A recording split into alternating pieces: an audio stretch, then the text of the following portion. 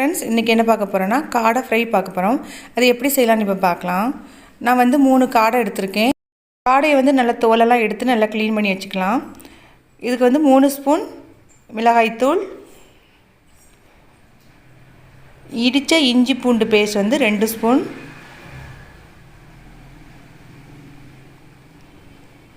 கொத்தமல்லி தூள் வந்து 1 ஸ்பூன்,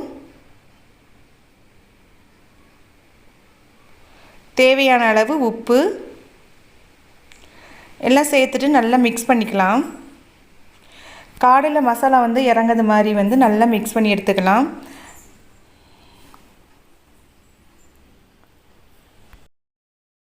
காடையில் வந்து நம்ம பிராய்லர் கோழி சாப்பிட்றதுக்கு பதிலாக காடை சாப்பிட்டோம்னா ரொம்ப சத்தாக இருக்கும். காடையில் வந்து நோய் எதிர்ப்பு சக்தி ரொம்ப அதிகமாக இருக்குது. நம்ம வந்து அந்த எலும்போடி சேர்த்து சாப்பிடும்போது அவ்வளோ ஹெல்த்து உடம்புக்கு. குழந்தைங்களுக்கு இது ரொம்ப ரொம்ப பிடிக்கும். இதை 1 மணி நேரம் நம்ம ஃப்ரிட்ஜில் வந்து ஊற வச்சுக்கலாம். அப்போ தான் அந்த மசாலாலாம் நல்லா இறங்கி சூப்பராக இருக்கும் ஃப்ரை பண்ணதுக்கு.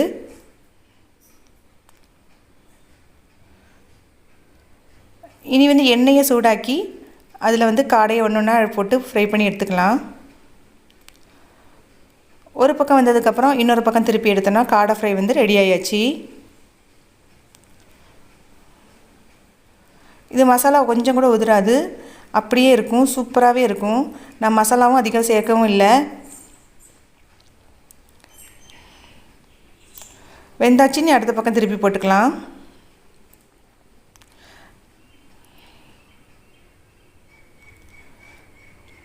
இப்போ காடை ஃப்ரை ரெடி ஆயிடுச்சு. தேங்க்ஸ் ஃபார் வாட்சிங்.